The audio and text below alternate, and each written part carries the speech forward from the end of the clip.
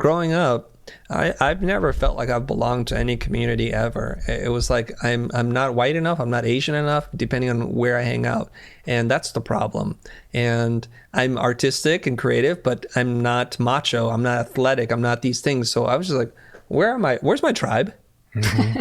I'm looking for them, and I can't find them. And it just so happens that in high school, my best friends, the people that I would hang out with, are mostly women. I just felt like more comfortable hanging out with women, and the guys naturally just assumed like, oh my god, like what a player. I'm like, I'm not a player. I don't even know what that means. It's just because I just don't like your macho male energy, your bro vibes, right? The dumb practical jokes, the way that you talk about people, especially other women. It's like, wow, I'm not comfortable.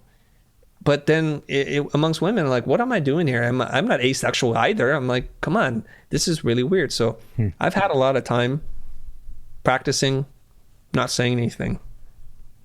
When you don't say anything, and there's a lot of reasons why, for much of my like adolescence and young adult life, I hardly say any words. A lot of reasons. One is I'm an ESL person, and I mentioned, I think, that I'm Vietnamese, and so our language is monosyllabic, and complicated compounded words and syllables were a struggle for me to say. And I share this story. My teacher, his name is Mr. De Leon. Few letters, many syllables. And I had the hardest time, so I wouldn't even raise my hand. Like if I was confused, I didn't even want to say, Mr. De Leon, I have a question. And ultimately, I had to tell him, it's like, I struggle with this. He's like, just call me Mr. D then. I'm like, okay, I'll work on that. And so what do? I just sit around and watch people. I think about my thoughts, and I just sit there. Like many introverted, shy, nerdy, geeky people do, I imagine. We just sit there with our thoughts because we don't know what to say to people. And I remember this. Fast forward now, I'm out of school. I'm a couple of years now. I have my company. I'm working on this big national campaign for a major car manufacturer.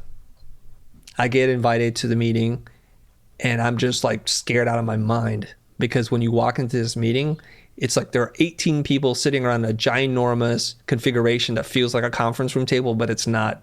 So you have everybody from the agency, you have everybody from the client, you have everybody from the production company, the director, his producer, art director, and then you have little me. I'm the solo flyer in this whole room. And they're talking about, this is the pre-production meeting before they go and shoot for 14 days on this car commercial, right? And they're like, okay, everybody introduces them. I'm like, oh my God.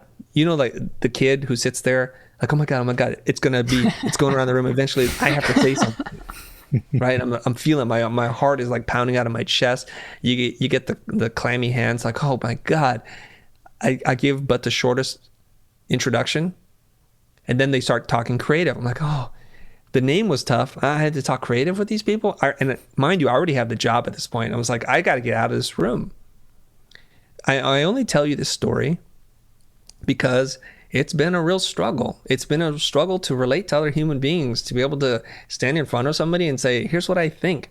Now, with your friends and your family, you could do this, but everywhere else, it's the fear of being judged. Do they understand me? Do I say this something stupid? Am I going to accidentally spit on somebody? All these kinds of things. So I've spent a lot of time in my head. So the introspection comes from introversion.